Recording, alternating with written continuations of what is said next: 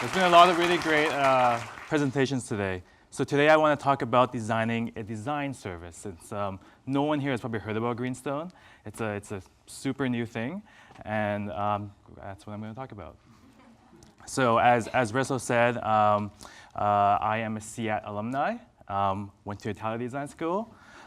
This is a shot from, I think, 5-6 years ago, or it's been a long time, but that's Massimo Banzi, who is the creator of Arduino. At that time, we had no idea how big the DIY hardware movement would be.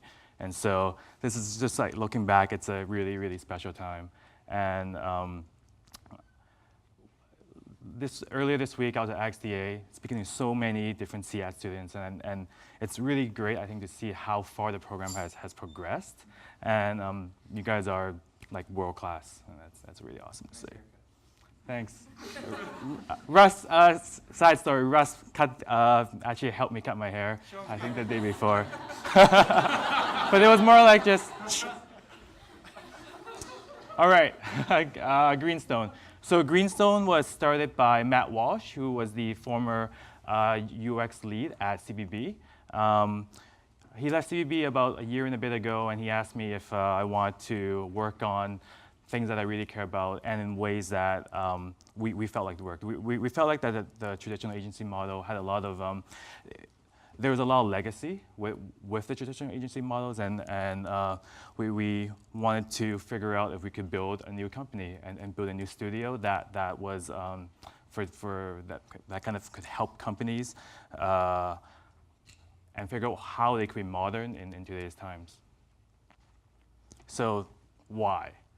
This is, I don't know how many of you have seen this Wired article by Robert Fabricant, who used to be at Frog, but there has been a lot of talk about the disappearing practice of design consultancies and what is the role of outside firms.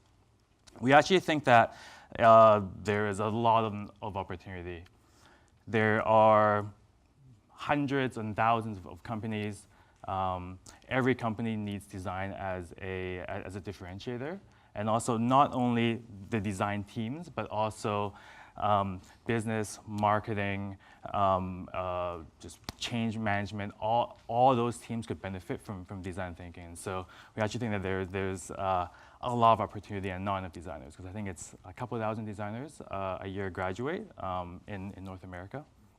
So that's the value prop that we're trying to build. And we started with this question. If our favorite design studio started today, how would it be different? We look up to a lot of the companies that are presenting today here. We look up to the Frogs, the IDEOs. But if we can start from a completely clean slate, like what would they do differently? I think it's a really fascinating question that we wanted to explore. I think the first thing that we all know is that design isn't enough to build really great experiences. When we look at how we can help companies change, we want to impact not just the product design, but we know that to make meaningful, impactful change, it's also a lot about the brand. It's a lot about the business. And a story that, I guess a project that I worked on a year and a half ago at TELUS was that we helped them basically build a new digital team. And that was when I learned that these companies have a lot of ideas. These companies have a lot of, they know how to be better, but it's more about how do they build the processes, the culture, and the competencies to actually do that. And so this is kind of what we focus on. We did a project earlier I guess it was late last year for a company called Tokaboka. They started off, they're a Swedish company, they make kids apps. And they ended up selling millions of kids apps. And then they're like, what should we do next? So this is kind of an untraditional design challenge. It's not like there isn't a end goal in mind, but it's more about how can we, like, what should we do? So we did a lot of research with them, and to help them understand parents, understand especially American parents and American kids, because they're a Swedish company. And what we realized was that they could, there's a tension in culture around education and around kids' education. Around it's the Tiger Mom, it's the 12 hours of schoolwork a day, and we really want to, and they really believed in play actually. And so we really, we worked with this company called Chapter SF, who used to be Zeus Jones, but together we coined the term the pure play movement. And so, so today, they're not only making apps, but they're also helping parents understand how they can kind of cultivate creativity with the kids, and also how they can use play in a very impactful way. And so this is kind of an example of a very untraditional design challenge, and this is the stuff that we really kind of like love to solve. So something that we also like to think about a lot is the idea of modern loyalty. Being from the agency background, there are traditionally how companies try to buy loyalty is through points, it's through discounts, it's through like broadcast ads. So, but in today's society of Yelp, Foursquare, of Amazon reviews, that stuff doesn't work anymore, to be honest. And so what does the idea of modern loyalty mean? And that's where it's the way that we like to look at it is that it's not just the product, but it's also it's the whole funnel, right? It's how a customer experiences like the first experience is it might be a TV ad, or it might be something that your friend said, all the way to the kind of the 0 hour of initially buying the product to the first hour, first day, first month, first year. And so we really like to think about the customer experience in terms of this, the idea of time. The experience is the problem. I think this is something that we all believe, like this person that's looking at the Beats headphones, he's not really buying the hardware or the nuts and bolts, but he's buying the aspiration and the inspiration, and he's and this is a really great kind of I think example of how branding is not a dirty word, and actually it's a kind of it could be used as a very powerful tool in design. So I was at XDA yesterday. And this was one of the examples that came up, but this is an editor at Recode, but I really like I think there's a secret message, but essentially you can't buy that that loyalty. It's something that is designed, and it's something that's more than an ad or a discount or anything else can buy. So we are a design firm that really cares about meaningful value, and so the meaningful value is in we kind of look at it in three facets. One is people, so it's how do we deliver meaningful value how the clients deliver meaningful value to their customers. So it could be around the person that was looking at the very aspirational idea of owning Beats headphones. It's also the companies that we work with. Design is not just about solving the problem, it's also a lot about business. How do we help our customers or our clients be profitable? And also the idea of the world as well. There's user-centered design, but there's also kind of planet-centered design. Like we want to solve problems that actually have a net positive on the world. So how are we going to be different? What's our kind of gnarly creative solve that Saba initially coined and asked us to talk about? So I think that there are a couple of things. So one of the things that we really believe in is that there's a lot of talent everywhere. Sure, there are hubs in New York, San Francisco, Austin, Texas, etc., Vancouver.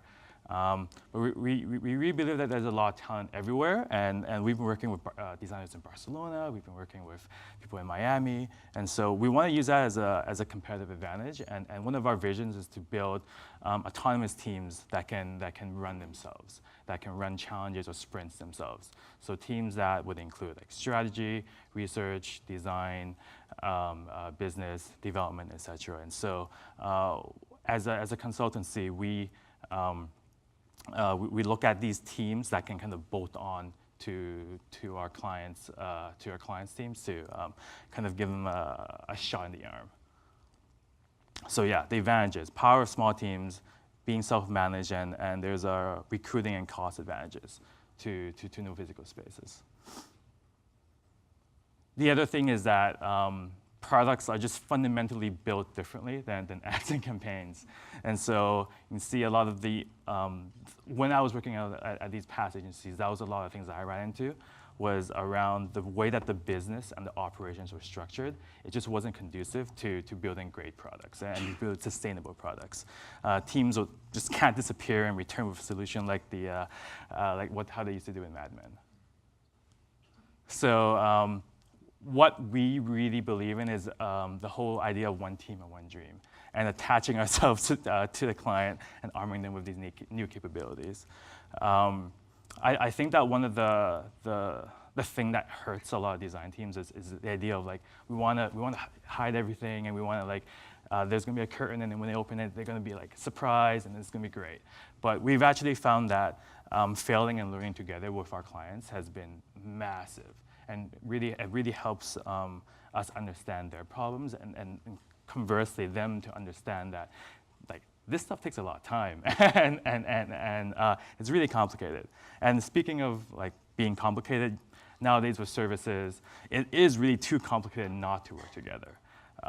We are, like right now I'm working with an insurance company, and there are lawyers involved. There are the ways that they kind of calculate the pricing. There is the kind of the different product teams and the digital teams. So it really is too complicated not to work together with our clients. So this kind of one team, one dream mentality is a big part of our vision.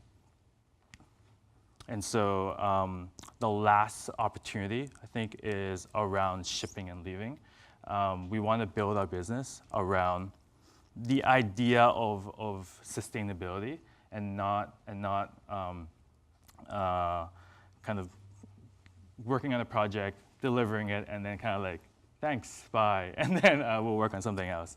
And so what we want to do is make ourselves obsolete. That's kind of a third tenet of this of our kind of value proposition, is that we want to work with companies that believe in the same ideas that we do, but we also know that as a consultant, like they're the ones that are going to be really evolving in the future. And so the idea of this, I think John talked about, there's no perfect design, only design that you can ship. And so we want to be, we want to arm our clients with the processes and with the opportunities to be able to build and ship product. But we also want to arm them with knowing that after we leave, they are they're okay that they can continue this process. And so I think that's a really big thing, and that's something that we're still trying to figure out the business model, because essentially if we make ourselves obsolete, they constantly find new clients. But we're confident that if we're good enough, we can do it. So I'm gonna kind of leave with this tweet. I think it was a really inspiring image when I first saw it. But essentially, when thinking about design and thinking about impact and change that designers can make, it's a lot of designers kind of focus on kind of the micro interaction, the signature moments, and also like a particular touch point. But really, there's a whole journey. There's a whole set of touch points. There's a whole set of different experiences that people have with any experience or any service. Then there's also the organizational change that needs to happen for this stuff to happen. So there are many kinds of designers. I think that you can focus on any of these to really make a big impact. Yeah. That's it.